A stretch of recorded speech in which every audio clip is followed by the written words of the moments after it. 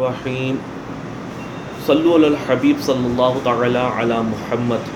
نبی آخر زماں حضرت محمد مصطفیٰ صلی اللہ تعالی علیہ وآلہ وسلم کا فرمان رحمت نشان ہے، جس نے مجھ پر ایک بار درود پاک پڑھا اللہ عز و جل اس پر 10 رحمتیں بھیجتا ہے۔ صلو علی الحبیب صلی اللہ تعالی علی محمد۔ مسلم شریف صفحہ نمبر 216 حدیث نمبر 408 میں یہ روایت موجود ہے۔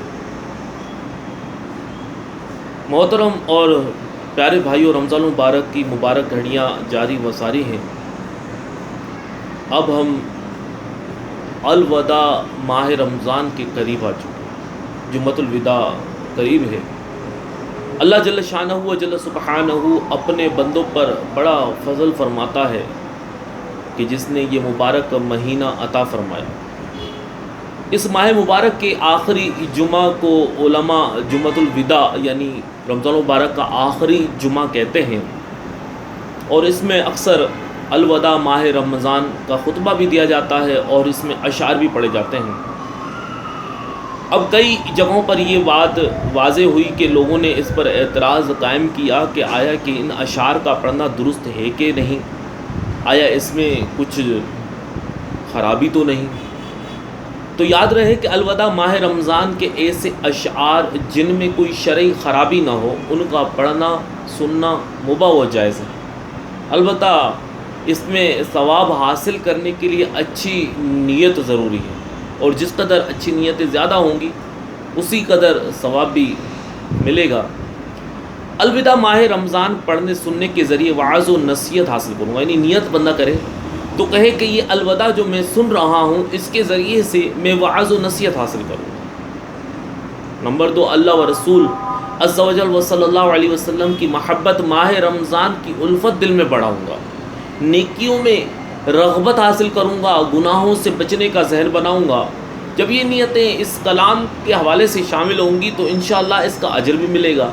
رمضان مبارک کی آخری گھڑی تک بارگاہ الہی میں اپنی مغفرت کے لیے وقتاً فوقتاً گریہ وزاری کی کوشش کرتا رہوں گا۔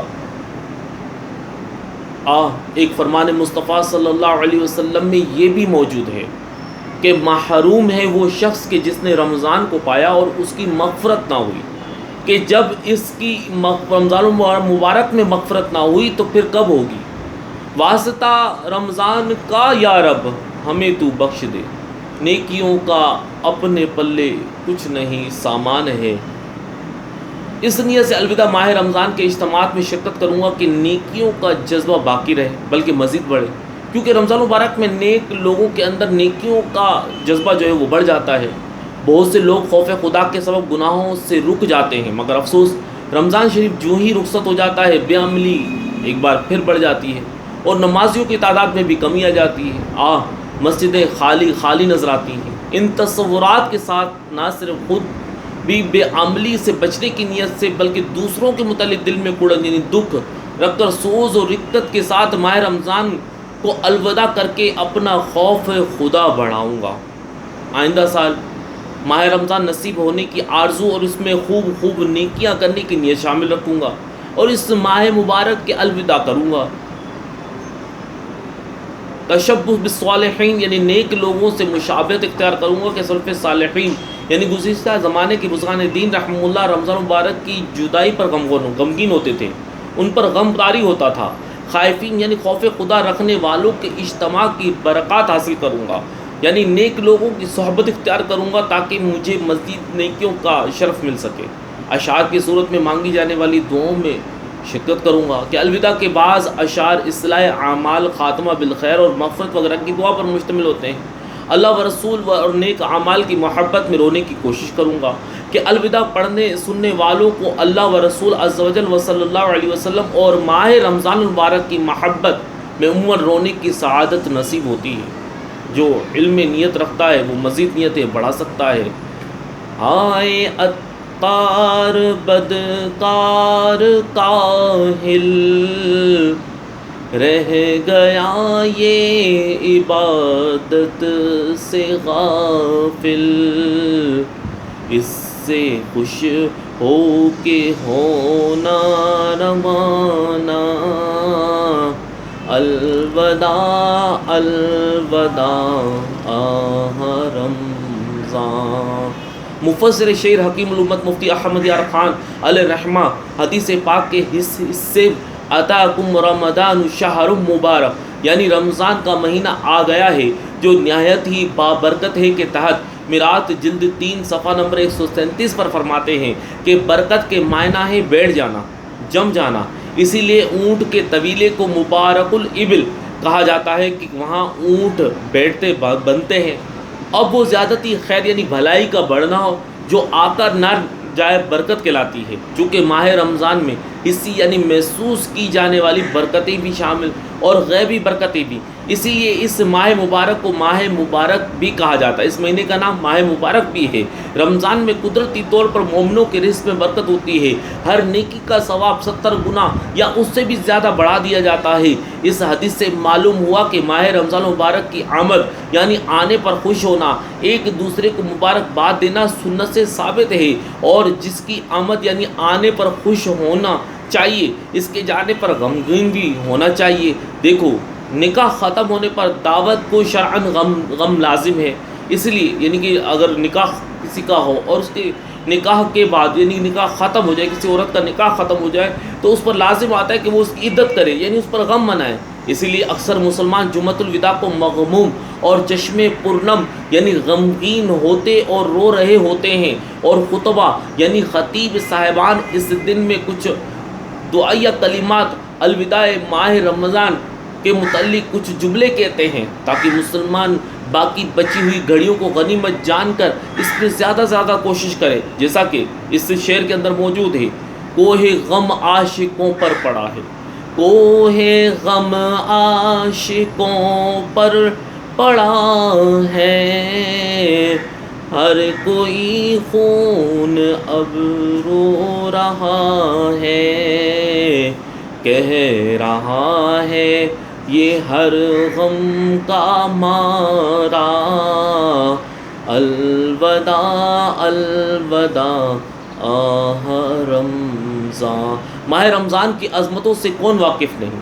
اس کے تشریف لانے پر مسلمانوں کی خوشی کی انتہا نہیں رہتی، زندگی کا انداز ہی تبدیل ہو جاتا ہے، مسجد آباد ہو جاتی ہے اور عبادت و تلاوت کی لذت بڑھ جاتی ہے، نیز سحر و افطار کی بھی اپنی اپنی کیا خوب بہاریں ہوتی ہیں۔ یہ ماہ مبارک خوب بارش رحمت برساتا، مغفرت کی بشارت سناتا اور گنہگاروں کو جہنم سے آزادی دلاتا ہے۔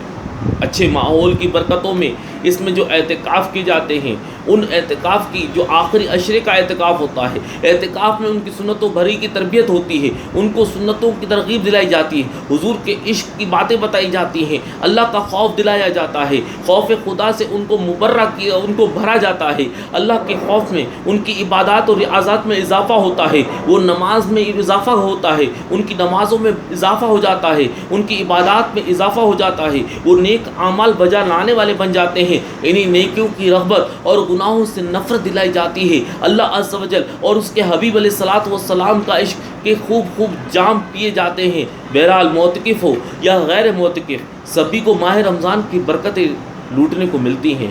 ماہ رمضان سے محبت کے اظہار کا ہر ایک کا اپنا انداز ہوتا ہے۔ رخصت کے ایام قریب آنے پر بالخصوص معتکفین عاشقان رمضان کا دل غم رمضان میں ڈوبنے لگتا ہے۔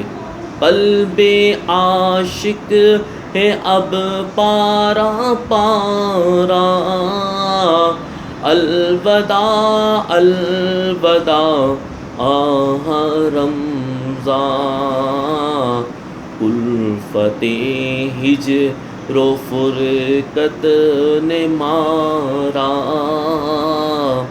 الوداع الوداع آہ رمضان۔ دل کو یہ غم کھائے جاتا ہے کہ محترم ماہ عنقریب ہم سے وداع یعنی رخصت ہونے والا ہے۔ افسوس مسجد کے اس پرکیف روح پرور منظر اور اس پر روح پرور منظر سے نکل کے ایک بار پھر ہم دنیا کی جھنجھٹوں میں پھنسنے والے ہیں۔ اب جلد ہی ہمیں غفلت بھرے بازاروں میں دوبارہ جانا پڑ جائے گا۔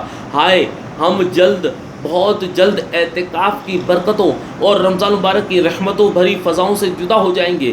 اس طرح کی سوچوں کے سبب عاشقان رمضان کے دل غم رمضان سے بھر جاتے ہیں۔ تیرے آنے سے دل خوش ہوا تھا اور ذوق عبادت بڑا تھا، آہ اب دل پہ ہے غم کا غلبہ، الوداع الوداع ماہ رمضان۔ غفلت میں گزارے ہوئے ایام رمضان کا خوب صدمہ ہوتا ہے۔ اپنی عبادتوں کی سستیاں یاد آتی ہیں، دل پر ایک خوف سا چھا جاتا ہے کہ کہیں ایسا نہ ہو کہ ہماری کوتاہیوں کے سبب ہمارا پیارا پیارا رب عز و جل ہم سے ناراض ہو گیا۔ تو اللہ عز و جل کی بے پایا رحمتوں پر ٹک ٹکی بھی لگی ہوتی ہے۔ خوف و رجا یعنی ڈر اور امید میں ملی جلی کیفیات ہوتی ہیں۔ کبھی رحمتوں کی امید پر دل کی مرجھائی ہوئی کلی کھل اٹھتی اور رخ پر بشاشت یعنی چہرے پر تازگی کے آثار نمایاں ہو جاتے ہیں، تو کبھی خوف خدا عز و جل کا غلبہ ہوتا ہے تو دل غم میں ڈوب جاتا، چہرے پر اداسی چھا جاتی اور آنکھوں سے آنسو جاری ہو جاتے ہیں۔ کچھ نہ حسن عمل کر سکا ہوں، نظر چند اشک میں کر رہا ہوں، بس یہی ہے میرا کل اثاثہ، الوداع الوداع آہ رمضان۔ عاشقان رمضان کو یہ احساس بالخصوص تڑپا کر رکھ دیتا ہے کہ رمضان مبارک نے اگرچہ آئندہ سال پھر ضرور تشریف لانا ہے، مگر نہ جانے ہم زندہ رہیں گے یا نہیں۔ جب گزر جائیں گے ماہ 11، تیری آمد کا پھر شور ہوگا، کیا میری زندگی کا بھروسہ، الوداع الوداع آہ رمضان۔ ایک بزرگ رحمۃ اللہ تعالیٰ علیہ فرماتے ہیں، پہلے کے لوگ رمضان مبارک سے قبل 6 مہینے اور رمضان مبارک کے پانے کی اور رمضان مبارک کے بعد 6 مہینے عبادات رمضان کی قبولیت کی دعا کیا کرتے تھے۔ یہ ان کا طریقہ تھا۔ رمضان مبارک کے آخری دنوں یا لمحوں میں ماہ رمضان سے محبت کی وجہ سے کوئی عاشق رمضان رنجیدہ ہو جائے، غم رمضان میں روئے، ماہ رمضان غفلت پہ گزار دینے کے صدمے سے آنسو بہائے، تو یہ بھی ایک نہایت عمدہ عمل ہے اور اچھی نیت پر یقیناً وہ ثواب کا حقدار ہے۔ بے شک رمضان مبارک میں بے شمار گنہگار بخشے جاتے ہیں، مگر ہم نہیں جانتے کہ ہمارے بارے میں کیا فیصلہ ہوا۔ یقیناً جو غافل مسلمان ماہ رمضان میں مغفرت سے محروم ہوا وہ بہت زیادہ محروم ہوا، جیسا کہ ایک فرمان مصطفیٰ صلی اللہ علیہ وسلم میں یہ بھی موجود ہے، رغم انف رجل دخل علیہ رمضان ثم انسلخ قبل ان یغفر له، یعنی اس شخص کی ناک خاک آلود ہو جس پر رمضان مبارک آئے پھر اس کی بخشش سے پہلے ہی گزر جائے۔ میں ہائے جی چراتا ہی رہا اب رب کی عبادت سے، گزارا غفلتوں میں سارا رمضان یا رسول اللہ، میں سوتا رہ گیا غفلت کی چادر تان کر افسوس، خدا را میری بخشش کا ساماں یا رسول اللہ۔ چنانچہ مکہ مکرمہ کے اندر ایک صوفی بزرگ رحمۃ اللہ تعالیٰ علیہ جو قاہرہ مصر کے رہنے والے تھے، ان بزرگ کا مقیم وہیں مکہ مکرمہ میں تھا، وہ سیدنا شیخ شعیب حریفیش رحمۃ اللہ تعالیٰ علیہ جو کہ مکہ مکرمہ کے رہنے والے صوفی بزرگ تھے۔ آپ فرماتے ہیں، اے لوگو تم ماہ رمضان کی جدائی میں غمگین ہو جاؤ، کیونکہ یہ ایسا موسم ہے جس میں تم بارش، رحمت اور دعاؤں کی قبولیت کی سعادت پاتے ہو۔ السلام علیکم۔ عنایت حسین لگا رمضان مبارک کی مبارک مہینہ کی الوداعی جو ترکیب ہوتی ہے، تقریب ہوتی ہے، اس میں ہم لوگ شامل ہوتے ہیں۔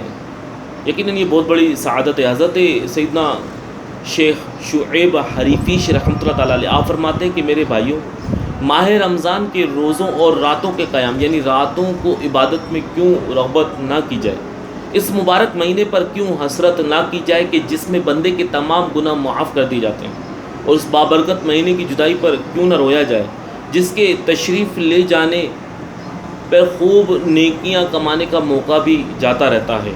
خوب روتا ہے تڑپتا ہے غم رمضان میں جو مسلمان قدرداں و عاشق رمضان ہے۔ چنانچہ حکایت النصیحت صفحہ 96 تا 97 پر دی ہوئی ایک حکایت قدر تصرف کے ساتھ بیان کی جاتی ہے۔ ایک بزرگ رحمۃ اللہ تعالیٰ علیہ فرماتے ہیں کہ ماہ رمضان کے جمعۃ الوداع کے روز حضرت سیدنا منصور بن عمار علیہ رحمہ کی محفل میں حاضر ہوا۔ آپ رحمۃ اللہ تعالیٰ علیہ رمضان شریف کے روزوں کی فضیلت، راتوں کی عبادت اور مخلصین یعنی خلوص کے ساتھ عبادت کرنے والوں کے لیے جو اجر تیار کیا گیا ہے اس کے متعلق بیان فرما رہے تھے، اور یوں لگ رہا تھا کہ گویا آپ رحمۃ اللہ تعالیٰ علیہ کے بیان سے ٹھوس پتھروں سے آگ ظاہر ہو رہی ہے۔ بلا شبہ اللہ عز و جل کی قسم ایسا ہو سکتا ہے، کیونکہ اللہ تعالیٰ نے ارشاد فرمایا ہے وَإِنَّ مِنَ الْحِجَارَةِ لِمَا يَتَفَجَّرُ مِنْهُ الْأَنْهَارُ، اور پتھروں میں تو کچھ وہ ہیں جن سے ندیاں بہہ نکلتی ہیں، لیکن آپ رحمۃ اللہ تعالیٰ علیہ کی محفل میں نہ کسی نے حرکت کی، نہ ہی کسی نے اپنے گناہوں پر ندامت کا اظہار کیا۔ جب آپ رحمۃ اللہ تعالیٰ علیہ نے محفل کی یہ حالت ملاحظہ کی تو ارشاد فرمایا، اے لوگو، کیا اپنے عیوب یعنی عیبوں سے آگاہ ہو کر کوئی رونے والا نہیں؟ کیا یہ توبہ و استغفار کا مہینہ نہیں؟ کیا یہ عفو و مغفرت یعنی معافی مانگنے اور بخشش طلب کرنے کا مہینہ نہیں؟ اندازہ لگائیے، آپ اس طرح بخشش مانگنے کا مہینہ نہیں فرماتے ہوئے فرمایا کہ کیا اس مبارک مہینے میں جنت کے دروازے نہیں کھولے جاتے؟ کیا اس میں جہنم کے دروازے بند نہیں کیے جاتے؟ کیا اس میں شیاطین کو قید نہیں کیا جاتا؟ کیا اس ماہ سیام یعنی روزوں کے مہینے میں انعام و اکرام کی بارشیں نہیں ہوتی؟ کیا اس بابرکت ماہ میں اللہ عز و جل تجلی نہیں فرماتا؟ کیا اس ماہ مبارک میں ہر رات بوقت افطار 10 لاکھ گنہگار جہنم سے آزاد نہیں کیے جاتے؟ تمہیں کیا ہو گیا ہے کہ اس ثواب عظیم سے خود کو محروم رکھتے اور لباس مخالفت میں اتراتے ہو؟ مطلب یہ کہ عمل نہیں کرتے اور گناہوں میں مصروف رہتے ہو۔ ارشاد رب تعالی جل شانہ و جل سبحانہ ہے افسحر ھذا ام انتم لا تبصرون، تو کیا یہ جادو ہے یا تمہیں سوچتا نہیں؟ اس کے بعد آپ رحمۃ اللہ تعالیٰ علیہ نے فرمایا کہ خدائے غفار عز و جل کے دربار میں حاضر ہو کر توبہ و استغفار کرو، تو تمام حاضرین بلند آواز سے گریہ وزاری کرنے اور رونے دھونے لگے۔ اتنے میں ایک نوجوان روتا ہوا کھڑا ہو گیا اور عرض کرنے لگا، یا سیدی، اے میرے آقا، ارشاد فرمائیے کیا میرے روزے مقبول ہیں؟ کیا میرا رمضان کی راتوں کا قیام یعنی راتوں میں عبادت کرنا قبولیت پانے والے عبادت گزاروں کے ساتھ لکھا جائے گا؟ حالانکہ مجھ سے بہت سارے گناہ سرزد ہوئے ہیں، میں نے تو اپنی تمام عمر نافرمانی میں برباد کر دی ہے، میں عذاب کے دن سے غافل رہا۔ آپ رحمۃ اللہ تعالیٰ علیہ نے ارشاد فرمایا، اے لڑکے، اللہ عز و جل کی بارگاہ میں توبہ کرو، کیونکہ اس نے قرآن میں مجید فرقان حمید میں ارشاد فرمایا ہے وَإِنِّي لَغَفَّارٌ لِمَن تَابَ، اور بے شک میں ہی بخشنے والا ہوں اسے جس نے توبہ کی۔ آپ رحمۃ اللہ تعالیٰ علیہ نے قاری کو یہ آیت مبارکہ پڑھنے کا حکم فرمایا وَهُوَ الَّذِي يَقْبَلُ التَّوْبَةَ عَنْ عِبَادِهِ وَيَعْفُو عَنِ السَّيِّئَاتِ، اور وہی ہے جو اپنے بندوں کی توبہ قبول فرماتا اور گناہوں سے درگزر فرماتا ہے۔ اس نوجوان نے سن کر ایک زوردار چیخ ماری اور کہا، میری خوش نصیبی ہے کہ اللہ عز و جل کا احسان مجھ تک پہنچتا رہا، لیکن اس کے باوجود میں نافرمانیوں میں اضافہ کرتا رہا اور غلط راستے سے نہ لوٹا۔ کیا گزرے ہوئے وقت کی جگہ کوئی اور وقت ہوگا کہ جس میں اللہ تعالیٰ درگزر فرمائے گا؟ پھر اس نے دوبارہ چیخ ماری اور اپنی جان آفرین کے سپرد کر دی، یعنی وفات پا گیا۔ یہ حکایت نقل کرنے کے بعد صاحب کتاب فرماتے ہیں، میرے بھائیوں، ماہ رمضان کے فراق یعنی جدائی پر کیوں نہ رویا جائے، اور عفو درگزر، عفو مغفرت کے مہینے کی رخصت پر کیوں نہ افسوس کیا جائے، اس مہینے کی جدائی پر کیوں نہ غم کیا جائے جس میں گنہگاروں کو جہنم سے آزادی نصیب ہوتی ہے۔ کر رہے ہیں تجھ کو رو رو کر مسلمان الوداع، آہ اب تو چند گھڑیوں کا فقط مہمان ہے، واسطہ رمضان کا یا رب ہمیں تو بخش دے، واسطہ رمضان کا یا رب ہمیں تو بخش دے، نیکیوں کا اپنے پلے کچھ نہیں سامان ہے۔ میرے بھائیوں ذرا غور کیجئے کہ رمضان مبارک کی مبارک گھڑیاں کتنی بابرکت ہیں، کتنی بابرکت ہیں۔ اللہ عز و جل کے نیک بندے صالحین ان راتوں میں عبادت کیا کرتے تھے، قیام کیا کرتے تھے، دن کے روزے کو پابندی کے ساتھ ادا کیا کرتے تھے، اور پھر جب یہ رمضان کا یہ لمحہ گزرتا ہے، جب روزے کا وقت گزرتا ہے، جب افطار کی گھڑی آتی ہے، تو وہ اپنے رب عز و جل کی بارگاہ میں اپنے ہاتھوں کو اٹھا کر اپنے اس روزے کی مقبولیت کی دعا کرتے ہیں، اپنے گناہوں پر نادم ہو کر جہنمی جو آزاد کیے جا رہے ہیں ان میں اپنے لیے بھی طلب کرتے ہیں کہ مالک و مولا جن لوگوں کو تو جہنم سے آزاد کر رہا ہے ہمیں بھی ان میں شامل فرما۔ تو یہ رمضان مبارک کی مبارک گھڑیاں، اور اس کو وداع کیوں نہ کہا جائے، اس کو الوداع کیوں نہ کہا جائے کہ